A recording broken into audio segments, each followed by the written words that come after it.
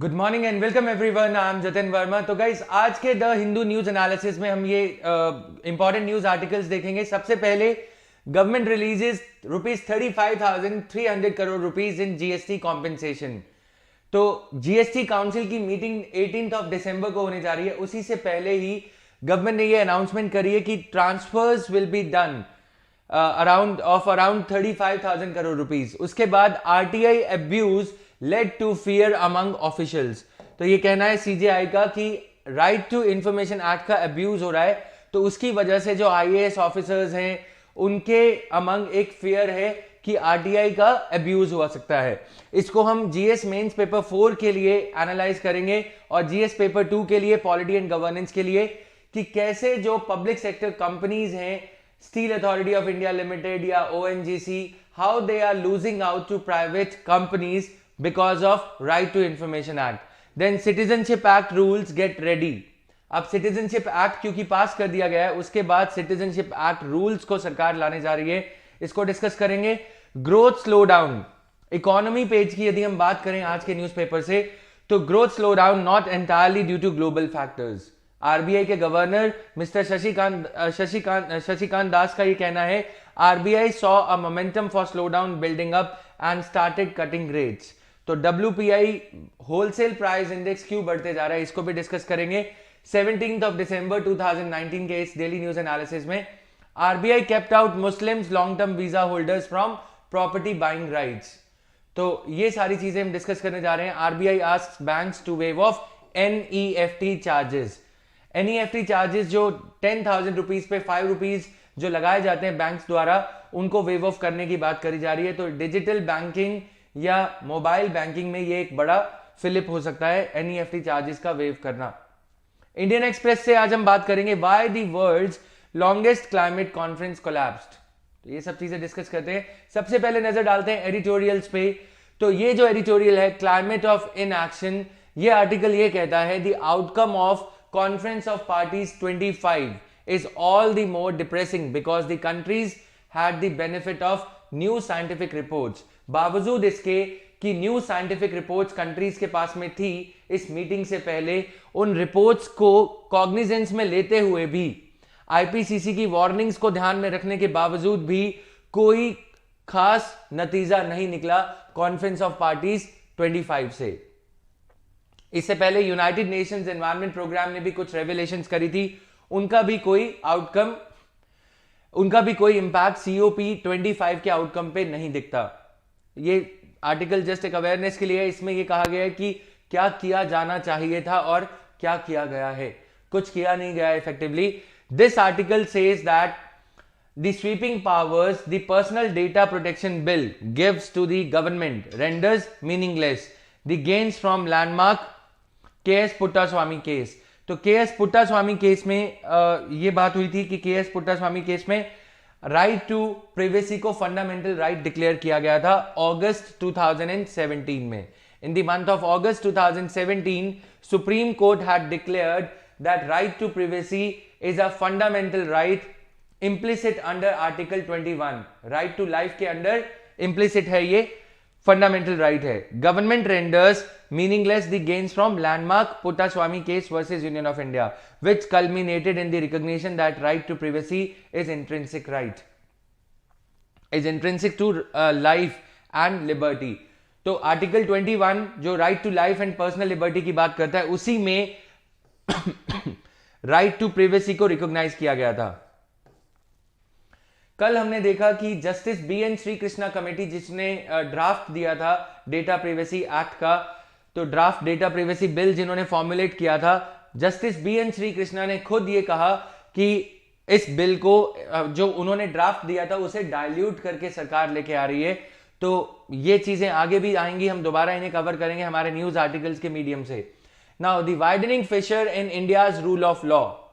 अच्छा लिखते हैं ये जो राइटर हैं इसके, इन्होंने ये कहा है कि article says that if we are to ever fulfil the promises of freedom and equality that the constitution of India guarantees, अगर हमें वो सारे वायदे जो कॉन्स्टिट्यूशन ऑफ इंडिया में गारंटीड हैं, अगर हमें वो फुलफिल करने हैं, तो हमें सीखना होगा कि जो मूवमेंट आरटीआई, जिस मूवमेंट के चलते जीन ड्रीज या बाकी के जो लोग हैं जो सोशल एक्टिविस्ट हैं, उनका जो काम किया था फॉरेस्ट राइट्स एक्ट लाने में, उन्होंने जो भी मूवमेंट को खड़ा करने में काम किया था, हमें उन मूवमेंट से सीखते हुए सेडिशन जैसा लॉ जो है, अनलॉफुल एक्टिविटीज प्रिवेंशन एक्ट, उसको रिफॉर्म करने की जरूरत है और एक मूवमेंट खड़ा करने की जरूरत है। तो ये हम इस एडिटोरियल का जो सारांश है, जो क्रक्स है, उसको हम यूज कर सकते हैं जीएस मेंस पेपर 2 के लिए, जो हमारा टॉपिक है प्रेशर ग्रुप्स। ये सभी topics I teach in polity and governance batch, जो कि अनअकैडमी प्लस पे हमारे कोर्सेज आते हैं, उसमें आप इस कोर्स को ज्वाइन कर सकते हैं। Pressure groups, civil society organisations, उन्होंने क्या क्या काम किया है, ये सब चीजें। तो जीन ड्रीज, अरविंद केजरीवाल, इन्होंने 2002 से ये कैंपेन शुरू किया था राइट टू इंफॉर्मेशन एक्ट लेके आने को। उन सब चीजों की तरह हमें अनलॉफुल एक्टिविटीज प्रिवेंशन एक्ट को भी चेंज करने की जरूरत है through this social movement. Now coming to this editorial, बहुत ही अच्छा एडिटोरियल है ये आज का। This article says that if we remove the railways and defence 90 to 95% of the national income is generated in states। तो gross state development product, GDP, जो states का है वो इंक्रीज करने की जरूरत है। ये कहना है एंड राइटर का कि अगर हम ये नहीं करेंगे तो इंडिया की ग्रोथ स्टोरी कुछ ज्यादा आगे नहीं बढ़ पाएगी। The data on states GSDP is slightly dated, यानी कि पुराना डेटा है, but half the states are growing at less than 6%। तो जब टीम इंडिया 6% पे ग्रो करेगी तो इंडिया 6% से ज्यादा ग्रो नहीं करेगा। अभी का अगर हम इंडिया का national level GDP data last quarter का देखें तो ग्रोथ इज 4.5%। तो ये सब चीजें इसमें कही गई हैं। Now we need to make states grow faster if India has to grow at a faster pace. तो इसके लिए किया क्या जा रहा है, सरकार क्या कर रही है, इसके लिए आज हम डिस्कशन करने जा रहे हैं जीडीपी पे या फिर जीएसटी कलेक्शंस पे। तो उसी के मीडियम से आपको 2-4 चीजें समझ में आएंगी कि हम एक्चुअली इसको इंप्लीमेंट करने के लिए क्या कर रहे हैं। Then apart from this, NITI Aayog सिर्फ रिपोर्ट्स लेके आता है। NITI Aayog is bringing out the reports on the performance of the government, but NITI Aayog, is it actually doing something tangible to make sure that the states are growing at a faster pace? क्या नीति आयोग कुछ concrete step ले रहा है कि growth ज्यादा अच्छी हो? नहीं, राइट, ऐसा कुछ खास है नहीं। तो this article says that a radical decision like that of scrapping Anglo-Indian reservations ought to have been based on a thorough examination of the position of the community। Anglo-Indian community को लोकसभा में 2 seats उनके लिए reserve रखी जाती हैं। लोकसभा में 2 seats जो हैं मेंबर्स ऑफ पार्लियामेंट की रिजर्व रखी जाती हैं। क्या इसकी जरूरत है आज? क्योंकि एंग्लो इंडियंस ने, जब हमने इंडियन सिविल सर्विसेज लेके आए थे, सरदार वल्लभ भाई पटेल ने ये कहा था कि इन लोगों को, एंग्लो इंडियन कम्युनिटी को, ये एश्योरेंस देने के लिए कि इनके इंटरेस्ट्स का ध्यान रखा जाएगा, इनके हितों का ख्याल रखा जाएगा हमारी कंट्री में, लोकसभा में इनको 2 रिप्रेजेंटेटिव्स इनके लिए रिजर्व किए गए थे। बट आज सवाल ये है कि क्या इस रिजर्वेशन प्रोविजन की जरूरत है? This is the moot question today. Do we need this? और आपको क्या करना है, प्रीलिम्स के लिए ये आंसर करना है कि which article talked about the reservation for Anglo-Indian community। Clear? So this thing you have to keep in mind. Now coming here, last 35 days telecommunication shutdowns, तो ये जो इंटरनेट शटडाउन चल रहा है जम्मू एंड कश्मीर में, ये आज कुछ ज्यादा इसमें हमारे प्रीलिम्स के लिए नहीं है। वैसे ये एक बहुत ही गंभीर इशू है कि कश्मीर वैली में जो ब्लॉकेड चल रहा है, इंटरनेट ब्लॉकेड, उसके चलते और सिटीजनशिप अमेंडमेंट एक्ट के चलते मेघालय, त्रिपुरा, अरुणाचल प्रदेश स्टेट वाइड इंटरनेट शटडाउन चल रहा है। तो ये सब चीजें इसमें डिस्कस करी गई है। Now government releases ₹35,298 crores in GST compensation. The centre released around this much amount of money. GST council की मीटिंग से ठीक पहले ये डिसीजन आ रहा है। तो है क्या, इसे थोड़ा सा समझते हैं। राज्य सरकारों को, स्टेट गवर्नमेंट्स को ये एश्योरेंस देने के लिए कि यदि आप जीएसटी में आओगे, तो अगर आप जीएसटी अडॉप्ट करते हो और जीएसटी अडॉप्ट करने के 5 साल के अंदर, 5 साल तक यदि आपके रेवेन्यू कलेक्शन में पुराने वैट सिस्टम के कंपैरिजन में, पहले वैल्यू एडेड टैक्स सिस्टम हुआ करता था, वैट सिस्टम के कंपैरिजन में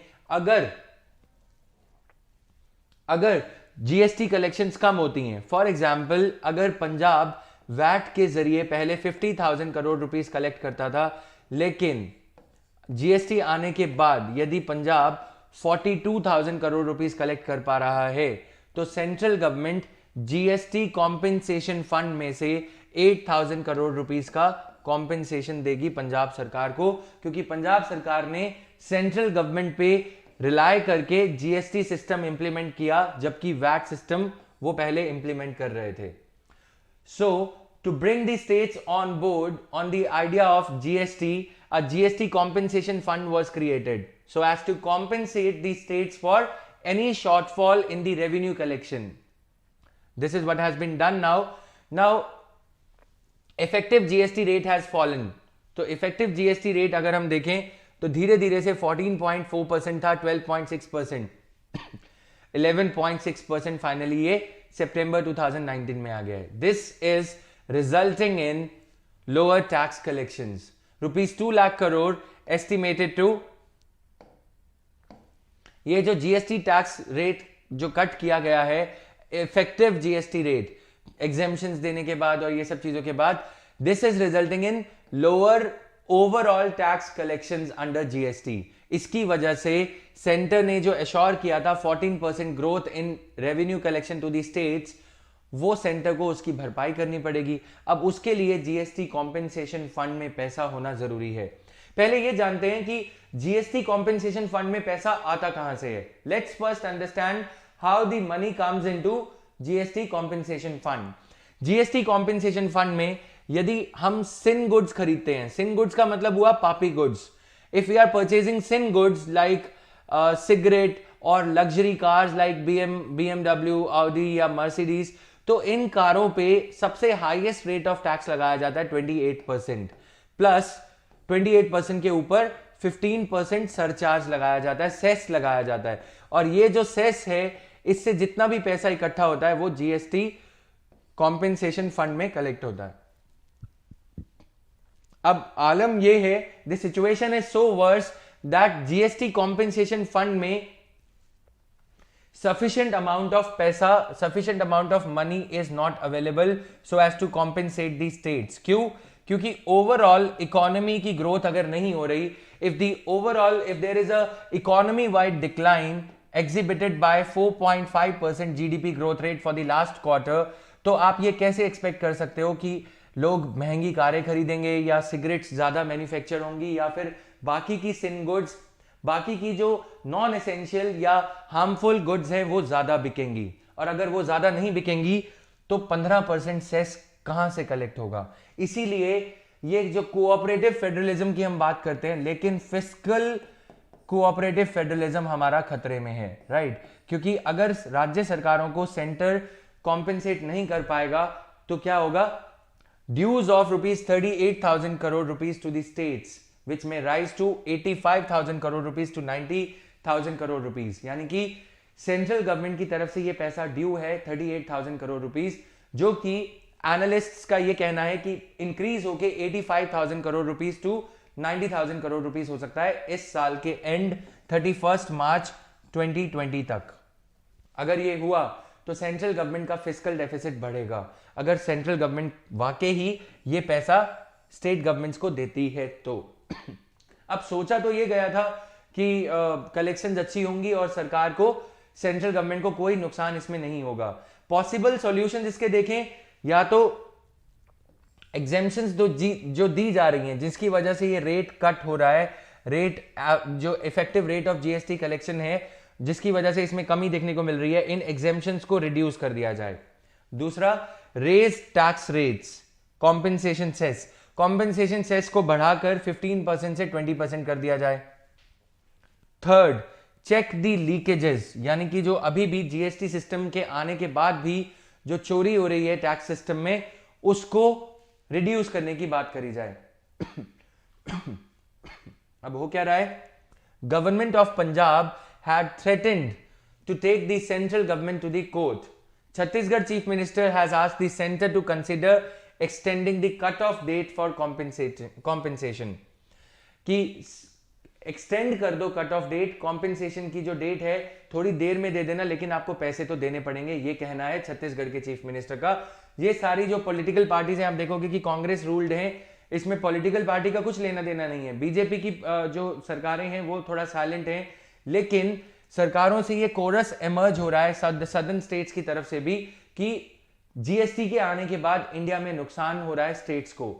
GST council is set to hold its next meeting on December 18। इससे पहले जो मीटिंग हुई थी सितंबर 2018 में हुई थी, 2019 में 18 सितंबर को, उसमें ये एक एक्सपेक्टेशन थी कि कार्स पे, क्योंकि ऑटोमोबाइल सेक्टर में जो डिक्लाइन देखने को मिल रहा है, ऑटोमोबाइल सेक्टर क्राइसिस, उसके चलते ये कहा जा रहा था कि कार्स पे, डीजल और पेट्रोल कार्स पे जो 28% जीएसटी लगाया जाता है उसे सरकार रिड्यूस करेगी। लेकिन इन्हीं सब रीजंस के चलते गवर्नमेंट ने जीएसटी ऑटोमोबाइल्स पे कट नहीं किया था, और अब जो है हमारे सामने ये सिचुएशन है कि जीएसटी के अंदर ओवरऑल रेवेन्यू कलेक्शन कम हो रहा है।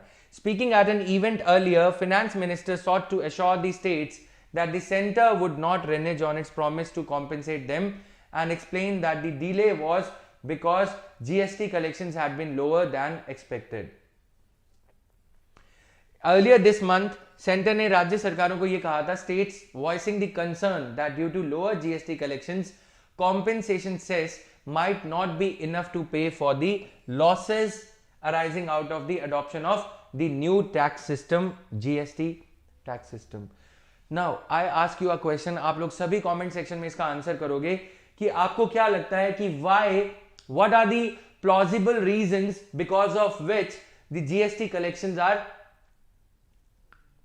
not up to the expectation, not up to the mark. पहला, जीडीपी, ओवरऑल जीडीपी अगर इकोनॉमी में डिक्लाइन हो रहा है, इकोनॉमी ग्रो ही नहीं कर रही, तो टैक्स क्या लगाओगे? टैक्स कलेक्शन तो होगा ही नहीं। दूसरा कारण क्या हो सकता है, आप आइडेंटिफाई करोगे कि क्या इंडिया में जीएसटी फॉल्टी वे में अप्लाई हो रहा है? जीएसटी अप्लाई करने में लॉजिस्टिकल इश्यूज कुछ आ रहे हैं क्या? क्या अभी जीएसटी सिस्टम हमारी जो कंट्री में प्रॉपरली अप्लाई हो चुका है? इसमें एक जो बड़ा ग्लिच आ रहा है, जो लोगों को रिफंड्स दिए जा रहे हैं, एमएसएमईज को जीएसटी के जो रिफंड दिए जा रहे हैं, इनपुट टैक्स क्रेडिट, उसमें फ्रॉड्स बताए जाते हैं कि उसमें काफी ज्यादा फ्रॉड्स हो रहे हैं। अगर हम रिपोर्ट्स पढ़े इकोनॉमिक टाइम्स एक्सेट्रा में, या फिर जो इनफॉर्मल सुनने में एक बात आती है वो ये है कि इसको फॉल्टी इंप्लीमेंटेशन इसमें है। गवर्नमेंट को proper end to end record keeping रखना होगा ट्रांजैक्शंस का, ताकि जो लोग इसमें रिफंड ले रहे हैं, टैक्स जो उन्होंने पे किया है स्टेज 2 पे या स्टेज 3 पे, क्या वाकई ही उन्होंने टैक्स पे किया है? ये सब चीजें भी इसमें देखने को मिल रही हैं। Now coming here, what is the need for compensation? The provision for compensation cess was introduced for providing compensation to the states for the loss of revenue arising on account of implementation of GST. Compensation cess is a cess that will be collected on 187 supply of select goods or services or both till 1st of July 2022, यानी कि 1st जुलाई 2017 से लेकर 2022 तक 5 years हो जाएंगे। GST इस date को implement किया गया था। It is levied on certain goods such as luxury cars, aerated drinks, जो आप कोल्ड ड्रिंक्स पीते हैं, right, paan masala, tobacco products, and over and above the rate of 28%, 15% tax लगाया जाता है। Compensation is paid to the states once every 2 months out of this compensation cess collected on taxes on sin and luxury goods. In June-July 2019, the center's compensation to states was mere 28,000 crore rupees.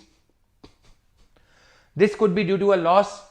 This could be due to a slowdown in the consumer demand. Consumer demand को हमें इसको बढ़ाना होगा। अब ये कैसे बढ़ाएगी सरकार, ये सरकार के ऊपर डिपेंड करता है। As per the GST Compensation States Act, GST Goods and Services Compensation to States Act 2017, if a state's revenue growth falls below 14%, ये point to be noted for prelims, in a year, center would bridge the shortfall for the first 5 years.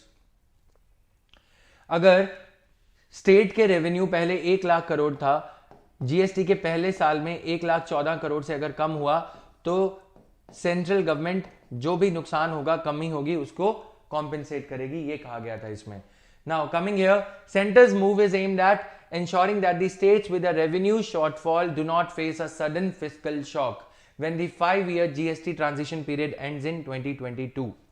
आप ये बताएंगे कि GST कौन सी committee की recommendations पे लाया गया था. Then you will also tell कि फाइनेंस कमीशन कौन से आर्टिकल के अंडर बनाया जाता है, कॉन्स्टिट्यूशन का कौन सा आर्टिकल है जिसमें फाइनेंस कमीशन बनाया जाता है. Constitution of finance commission every 5 years. देन इस बार का जो 15th फाइनेंस कमीशन जो अपॉइंट किया गया है, जो कि अपनी रिकमेंडेशंस अभी कुछ टाइम में उनकी आ जाएंगी, उनके चेयरपर्सन का नाम क्या है. Now coming here, a shortfall in the centres tax receipts hurts the states more since the absolute amount they receive per as per the devolution formula takes a hit. तो मैंने ये सारी चीजें समझा दी हैं आपको. Now coming to the next one, RTI abuse led to fear among the officials. CJI का ये कहना है कि the unbridled Belgaum use of Right to Information Act had created a sense of paralysis and fear in the government and norms were needed to filter the requests. Norms चाहिए कि कौन सी request RTI के under accept करी जाएगी और कौन सी नहीं करी जाएगी. तो आपसे मैं एक छोटा सा क्वेश्चन पूछता हूं, is the office of CJI under RTI, yes और no. Number 2, question number 2, are political parties in India under RTI और नॉट. राइट. तो अब सीजीआई ने क्या कहा है इसके बारे में देखते हैं. Guidelines should be laid down to check the locus of the RTI applicant and put a filter on the kind of request made under the 2005 act. He said the court was not against the exercise of right to information. उनका ये कहना है कि court खिलाफ नहीं है right to information, but it can not be an unbridled right. यानी कि राइट टू इंफॉर्मेशन इतना ज्यादा एब्सोल्यूट नहीं हो सकता. Clear. There is a serious problem of people filing RTI request with malafide intentions. People set up by rivals. I will give you a very practical example. ONGC, we all know it is a government company. ONGC Videsh limited, OVL, जो इनका एक subsidiary है. ONGC Videsh limited क्या करता है. ONGC Videsh limited ने अगर कोई ऑयल रिजर्व ईरान में बिड किया, let's take an example, this is just an example. तो the price at which it had bid for this was $300 million, for example only, $300 million. After 6 months, what happens? A company called Reliance files a petition. Bid किया था, purchase नहीं किया था, bid किया था, बोली लगाई थी ओएनजीसी विदेश लिमिटेड ने. रिलायंस क्योंकि प्राइवेट कंपनी है, रिलायंस ने बिड किया, बिड करने जा रहा था रिलायंस, क्योंकि ये फेल हो गया, ईरान ने ओएनजीसी को ये ऑयल रिजर्व नहीं दिया. अब रिलायंस ने बिड करने से पहले रिलायंस के सीईओ ने या फिर रिलायंस के किसी एक क्लर्क ने ये आरटीआई एप्लीकेशन डाला ओएनजीसी से ये पूछने के लिए कि आपने कितनी बिड लगाई थी. ओएनजीसी को, क्योंकि ओएनजीसी एक गवर्नमेंट कंपनी है, ये रिवील करना पड़ेगा आरटीआई में कि उन्होंने $300 million की बिड लगाई थी. अब जब रिलायंस को ये पता लग गया तो रिलायंस ने क्या किया, $3.15 million की बिड लगाई या $3.05 million की. और ये जो नेगोशिएशंस चल रही थी ईरान गवर्नमेंट और ओएनजीसी के बीच में, ये नेगोशिएशंस खत्म होके ये जो ऑयल रिजर्व है रिलायंस को अलॉट कर दिया गया. Just an example. ऐसा हुआ है, लेकिन रिलायंस की जगह नाम हो गया Russia. Right. So these things are already happening. Private companies are not under RTI, but competition को किल करने के लिए गवर्नमेंट कंपनीज क्या बिड कर रही हैं, कितनी बोली लगा रही हैं, ये सारा कुछ प्राइवेट कंपनीज को ऑलरेडी पता होता है. एक और एग्जांपल ले लेते हैं, मेट्रो. दिल्ली मेट्रो में अगर सरकार की company Delhi metro rail corporation metro के खुद मेट्रो को ऑपरेट करना चाहेगी, तो उसने जो भी बिड लगाई है दिल्ली गवर्नमेंट को या मिनिस्ट्री ऑफ अर्बन डेवलपमेंट को, उसका रेवलेशन उन्हें आरटीआई को के अंडर करना पड़ेगा, क्योंकि DMRC is a government company. But अगर रिलायंस ये कहता है कि वो ये लाइन चलाने जा रहा है और वो क्या प्राइस बिड कर रहा है, वो डिस्क्लोज करने की जरूरत रिलायंस को नहीं है। तो ये जो पॉलिसी डिसीजंस हैं इनको भी आरटीआई के अंडर रिवील करने के लिए प्राइवेट कंपनीज यूज कर रही हैं, और एक दूसरे को विक्टिमाइज करने के लिए गवर्नमेंट एम्प्लॉयज भी यूज करते हैं, right. The number of RTI requests and the backlog of unprocessed queries have been rising in the recent years. However, the share of questions answered has remained stable while rejection rates have come down. ये अच्छी चीज है कि rejection rates नीचे आ रहे हैं। अब आपको एक और चीज बता दूं कि it's going to be 15 years to RTI. RTI Act was brought out in the year 2005. RTI Act 2005. तो RTI Act 2005 को 2020 में आपके 15 ईयर्स हो जाएंगे। तो एक क्वेश्चन बनता है, critically analyse the performance of RTI in the last 15 years, what reforms, what changes, what amendments would you suggest, क्या क्या संशोधन इसमें लाने चाहिए, what amendments would you suggest in RTI going forward. तो ये क्वेश्चन बनता है। अब criminal intimidation is a nice word for blackmail. People who call themselves as RTI activists and they were in no way concerned with the issues on which they filed RTI requests. They had impeded the government functioning. तो government functioning में कहीं ना कहीं policy लोकजैम या policy paralysis जो हम कहते हैं वो इस वजह से हो रहा है.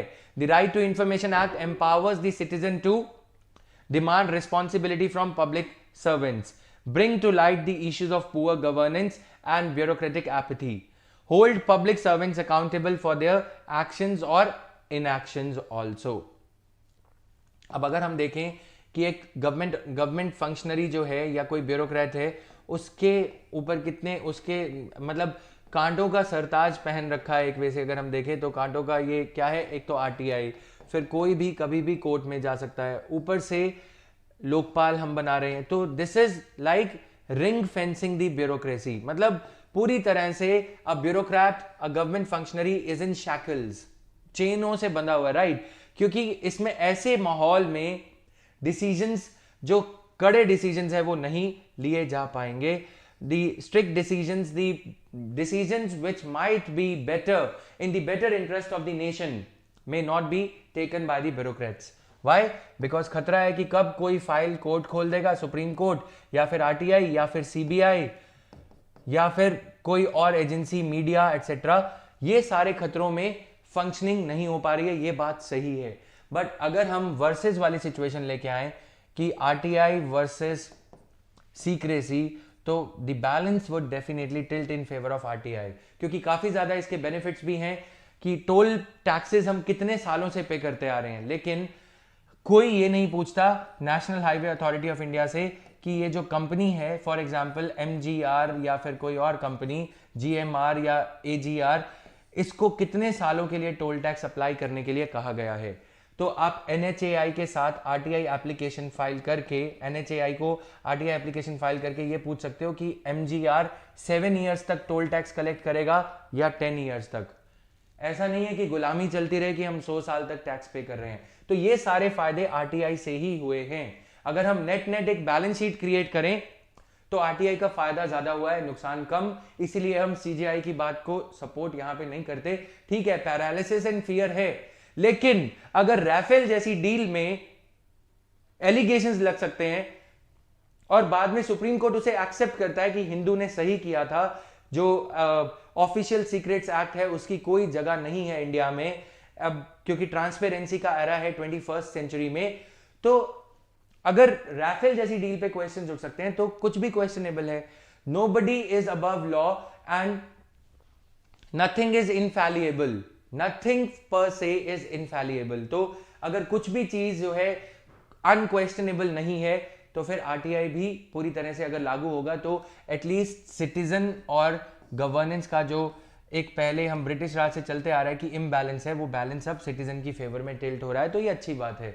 अभी बहरहाल सीजीआई की तरफ से ये कमेंट्स इसलिए भी हैं कि सीजीआई का ऑफिस जो है वो खुद आरटीआई के अंडर अब आ चुका है. ये आपको मैंने बता दिया. पॉलिटिकल पार्टीज अभी भी आरटीआई के अंडर नहीं है. Now Citizenship Act rules get ready. Citizenship Amendment Act passed by Parliament proposes to grant citizenship to persecuted minorities from any of the three countries, Pakistan, Bangladesh and Afghanistan. तो एक और question देखते हैं mains का इस पे. critically analyze the citizenship amendment act 2019. तो हम बहुत बार इसको डिस्कस कर चुके हैं, तो आज इसे डिस्कस नहीं करेंगे. Now act explained it inserts December 31st 2014 as the cut off date. ये चीज पे हमने ध्यान नहीं दिया अपने पिछले क्लासेस में इस टॉपिक पे जब भी हमने डिस्कशन करा है. तो the cut off date for non Muslim communities from Pakistan, Afghanistan and Bangladesh to be eligible for Indian citizenship. आज आपको ये बताना है कि कौन कौन से आर्टिकल्स का ये कहा जा रहा है कि सिटीजनशिप अमेंडमेंट एक्ट वॉयलेशन करता है कुछ फंडामेंटल राइट्स का. कौन कौन से आर्टिकल्स हैं जिनका वॉयलेशन बताया जा रहा है कि सिटीजनशिप अमेंडमेंट एक्ट करता है. कमेंट सेक्शन में आप आंसर करेंगे. The act will not apply to tribal areas of Assam, Meghalaya, Mizoram, Tripura, Arunachal Pradesh and Nagaland.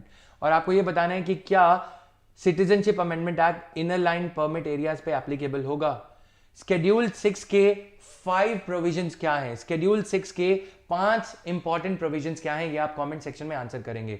Growth slow down not entirely due to global factors says RBI governor. RBI governor का ये कहना है कि जो ग्रोथ स्लो डाउन है that is not entirely because of the global factors. Some problem is domestically created, right. some side of the growth slowdown is naturally obviously because of the domestic policy prescriptions. RBI governor has called for greater coordination among the countries to revive growth, while observing that the growth slowdown in India was not entirely due to global factors. GDP growth slowed down to a 26 quarter low at 4.5%. पिछले दिनों हमने देखा कि political discussions में राहुल गांधी ने prime minister को यह कहा है कि प्राइम मिनिस्टर को माफी मांगनी चाहिए इकोनॉमी को रूइन करने के लिए कि 4.5% ग्रोथ क्यों आ गया. तो आज आरबीआई गवर्नर ये कह रहे हैं कि ये जो ग्रोथ स्लो डाउन है ये टोटली इंटरनेशनली हम इसे ब्लेम नहीं कर सकते इंटरनेशनल फैक्टर्स को. इसके पीछे हमें लोकल फैक्टर्स आइडेंटिफाई करने होंगे. In its monetary policy meeting held earlier this month, RBI cut the growth projections to 5% from 6.1% projected in October. For emerging market countries like India, it is important that there is quick revival of growth. अच्छी बातें करते हुए mister दास. तो therefore there is a need for timely and coordinated action by all the countries.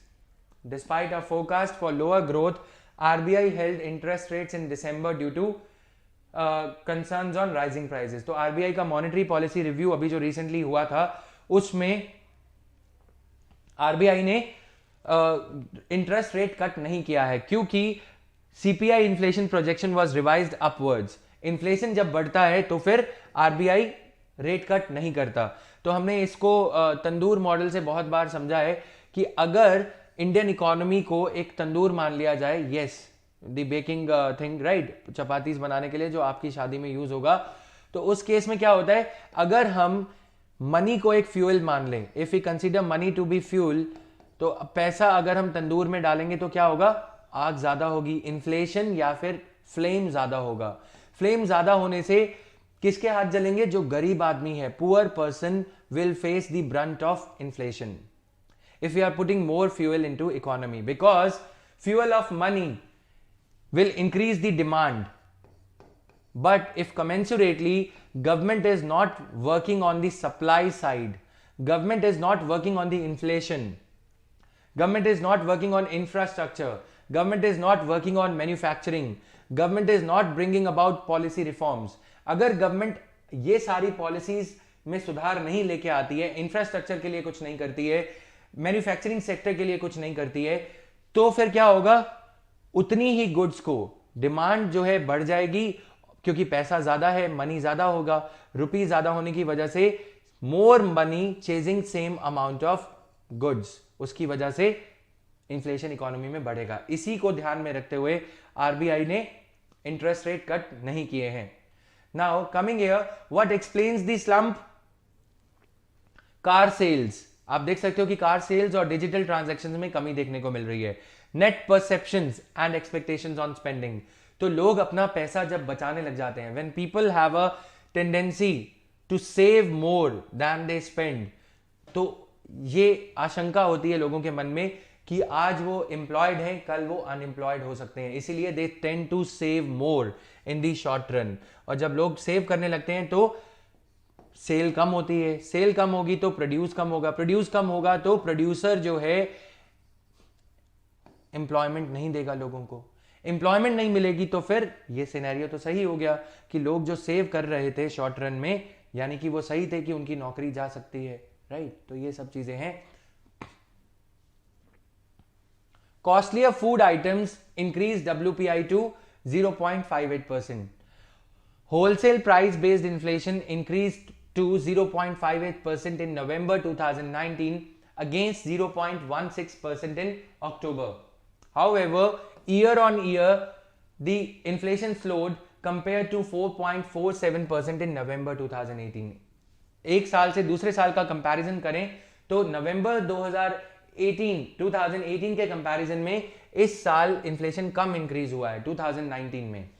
Index for food articles rose 1.4% due to higher prices of urad, fish, marine, mung, rajma, and these all food items, right?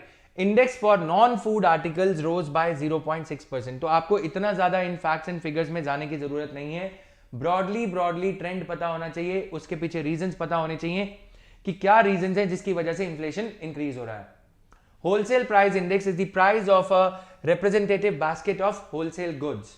Wholesale price index concentrates on the price of goods traded between corporations instead of goods purchased by consumers, which is measured by Consumer Price Index.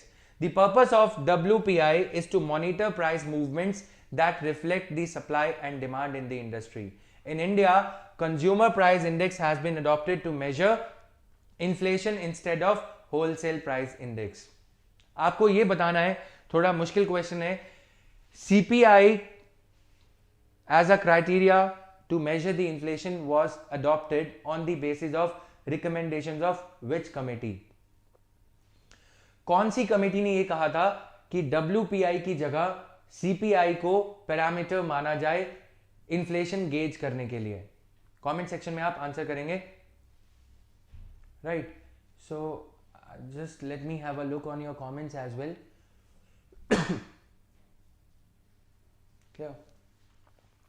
Wholesale price index, manufactured products, fuel and power, primary articles, ये सब चीजें हैं। Consumer price index, food and beverages, housing, fuel and light, clothing and footwear, तो pan, tobacco and intoxicants, miscellaneous, ये सब चीजें हैं। Now WPI में अगर आप देखोगे फ्यूल एंड पावर का वेट है अराउंड 15%, ये पता होना जरूरी है, तो इधर ध्यान दे लेना।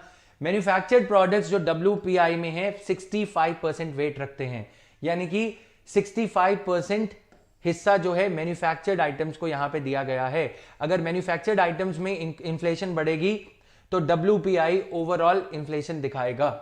और यहां पे फूड एंड बेवरेजेस को कंज्यूमर प्राइस इंडेक्स में 45% वेटेज दी गई है, जबकि यहां पे ये वेटेज सिर्फ 20% है। लगभग ये मैच करता है प्राइमरी आर्टिकल्स और फूड एंड बेवरेजेस।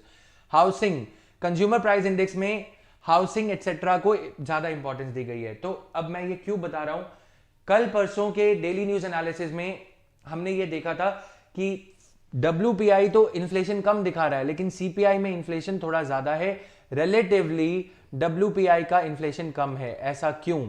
क्योंकि इन दोनों की कॉम्पोजिशन में, WPI की कॉम्पोजिशन में मैन्युफैक्चर्ड प्रोडक्ट्स को ज्यादा तवज्जो दी गई है, लेकिन यहां पे नहीं दी गई। यहां पे आप देखोगे housing, rent etcetera, fuel and light को सिर्फ 6.8% वेटेज दिया गया है, 7%, यहां पे डबल से भी ज्यादा 15% है।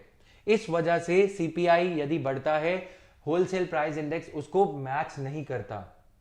दूसरा कारण क्या हो सकता है कि जो ट्रांसपोर्टेशन, जो इंफ्रास्ट्रक्चर बॉटलनेक्स हैं, जब हम होलसेल गोडाउन से होलसेल लेवल पे प्राइस अगर कोल्ड ड्रिंक का 28 रुपीज है, तो रिटेल लेवल पे आते आते उसका प्राइस 35 रुपीज हो जाता है। क्यों?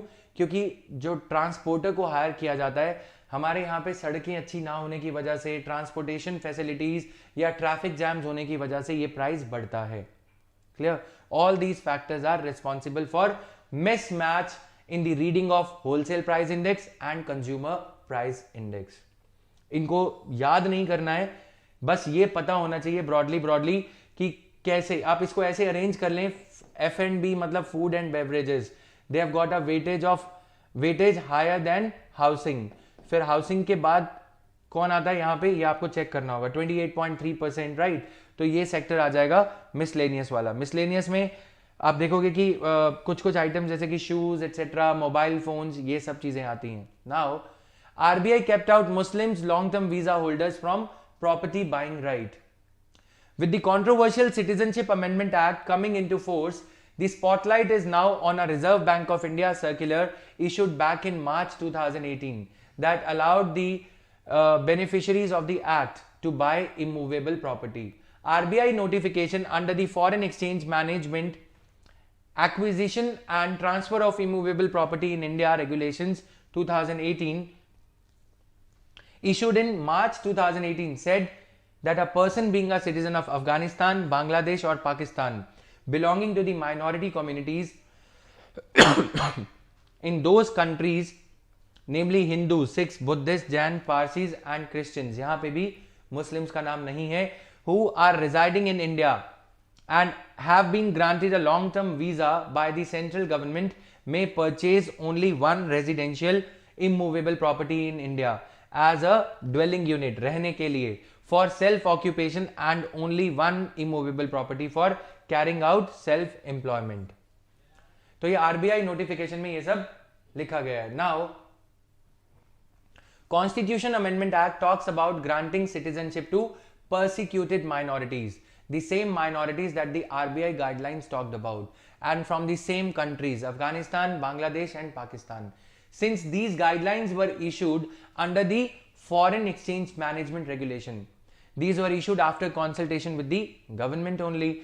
FEMA कौन सी मिनिस्ट्री इंप्लीमेंट करती है, ये आप कमेंट सेक्शन में आप लोग बताएंगे. कमेंट सेक्शन की देखो धरती जो है ये सूखी नहीं रहनी चाहिए. इस पे आंसर करते रहोगे तो ही वहां पे प्रीलिम्स में जो है OMR शीट पे गोले लगा पाओगे, नहीं तो फिर गोल गोल घूमते रहोगे. Now, in November 2018, RBI allowed the citizens of Bangladesh और पाकिस्तान, तो ये आपको ध्यान रखना है, for foreigners of non-Indian origin, a long-term visa is classed as one that permits the holders to stay in India for longer than 180 days. Foreigners, long-term visa किसे कहा जाता है? जो वीजा फॉरेनर्स को इंडिया में 180 डेज से continuously 180 days से ज्यादा रहने की परमिशन देता है. The main visas that provide this are employment visa, entry visa and student visa. Long-term visa requires registration at the foreign regional registration office in the area of residence within 14 days of arriving in India. India में आने के बाद भी long term visa लिया जा सकता है. Yes. Clear? Why do we have NRE and NRO accounts? As per the Foreign Exchange Management Act guidelines, it is illegal for non-resident Indians to have savings accounts in their name in India. It is mandatory that you convert all your savings accounts to a non-resident rupee account or non-resident ordinary rupee account. Therefore, मतलब अगर आप India छोड़ के चले जाते हो और किसी और कंट्री की सिटीजनशिप ले लेते हो, तो फिर आपको अपना इंडिया का जो सेविंग्स अकाउंट है उसे कन्वर्ट करना होगा NRE या NRO अकाउंट में. Opening an NRE or NRO account can help NRIs in two ways. One, they can send the money they earn abroad to India at any point of time. Two, they can also retain their income from India in the home country itself. What is a non-resident rupee account? NRE account is an Indian rupee denominated account offering complete security. These accounts can be in the form of savings, current, recurring or fixed deposits. Foreign currency that you deposit into the account is converted into rupee. तो ये कुछ ऐसे operate करता है. इसका screenshot ले लो या फिर जैसा मैंने बताया कि इसका PDF आपको मेरी वेबसाइट www.jatinverma.org पे मिल जाएगा. Right now coming here, NRE account is primarily used for carrying out business, personal banking and making investments in India. What is a non-resident ordinary rupee account? An NRO account is a saving or current account held by NRIs in India to manage their income earned in India. The account allows you to receive funds in Indian or foreign currency. You can apply for an NRO account jointly with a resident Indian or even an NRI. तो differences ये थोड़ा सा आप खुद पढ़ोगे. देखो, my duty here is to tell you every dimension. This DNA is not going to be about reading this newspaper in front of you. What we have to do is we are supposed to decode everything for you. सारा कुछ आपके सामने रखना हमारी duty है, but साक्षर भारत है, आप लोग पढ़े लिखे हो, तो ये चीजें खुद पढ़ेंगे हम कुछ कुछ, ताकि हम और टॉपिक्स कवर कर पाए. Right. RBI asks banks to waive NEFT charges. Reserve Bank of India has asked all the banks to waive charges levied for National Electronic Fund Transfer for online transactions with a view to boost digital payments. अब इसमें अगर हम अभी का जो scenario है उसे देखें, मैक्सिमम NEFT चार्जेस अगर हम ट्रांसफर टू सेम बैंक करते हैं तो फ्री है, कोई चार्जेस नहीं है. Transfer to other banks up to 10,000 rupees 2.5 रुपए लगते हैं. 10,000 से 1 लाख के 5 रुपीज. देन 1 लाख से 2 लाख के 15 rupees. Above 2 lakh 25 rupees. Clear? So to give further impetus to digital retail payments, it has been decided that member banks shall not levy any charges from their savings bank account holders for funds transfer done through NEFT system, which are initiated online, which are internet banking and or mobile apps of the banks. The rules are effective from 1st of January 2020. Banks used to charge about rupees 5 for NEFT transactions between rupees 10,000 and rupees 1 lakh. अब difference between NEFT, RTGS, payment options, again ये छोटी छोटी सी चीजें हैं, online and offline, तो ये आप थोड़ा सा इसे खुद पढ़ेंगे गाइस. इवनिंग में I will be taking daily जो हमने फ्री टेस्ट सीरीज वाला यूट्यूब पे स्टार्ट किया है क्वेश्चंस का, on my own YouTube channel Jatin Verma's IAS academy पे हम देखेंगे the 10 current affairs multiple choice questions made from PIB, the Hindu, जो हम ये कर रहे हैं, इसमें से questions daily around 7 PM. You can find this lesson around 8 PM on my own YouTube channel, the Jatin Verma's IAS academy के नाम से जो यूट्यूब चैनल है, the Hindu, Indian Express. Right. जो भी करंट अफेयर्स के क्वेश्चंस जो बन सकते हैं UPSC प्रीलिम्स के लिए, वो आप यहाँ पे पा सकते हैं. राइट. तो ये सारी चीजें थी आज. इंडियन एक्सप्रेस का ये explainer I will explain it tomorrow because of paucity of time. ये इंडियन एक्सप्रेस के कुछ कुछ आर्टिकल्स 2 सिर्फ रह गए हैं, इसके लिए आज मैं माफी चाहता हूं. Because of paucity of time I won't be able to cover them today as I have a class at 10 AM on Unacademy plus पे. तो अनअकैडमी प्लस के बारे में आपको बताना चाहूंगा कि ये सारे कोर्सेज आप अनअकैडमी प्लस पे आप पा सकते हैं. Indian polity and governance, current affairs, round up 365, ये कोर्स के बारे में काफी ज्यादा जो आपकी क्वेरीज आ रही हैं. 27 ऑफ दिसंबर इसकी डेट है current affairs round up course की. इसमें हम पूरे साल के जनवरी 2019 ऑनवर्ड्स जो इंपॉर्टेंट करंट अफेयर्स हैं उन्हें डील करेंगे, जनवरी 2019 ऑनवर्ड्स. राइट. और ये कोर्स चलेगा आपका 10th ऑफ मई 2020 तक. इसमें पूरे साल के करंट अफेयर्स, मेरी करंट अफेयर्स की मैगजीन, उसको बेस मानते हुए India year book, economic survey, everything will be covered in this course. इस कोर्स के लिए आप यूज कर सकते हो Jatin Verma 71 code Unacademy plus की सब्सक्रिप्शन फी पे करते टाइम, तो आपको इसका 10% डिस्काउंट मिल जाएगा. सो कल फिर मुलाकात होगी इसी समय इसी time. In the same manner, we'll be doing the analysis for tomorrow's newspaper, The Hindu. So until then, goodbye guys. Thank you.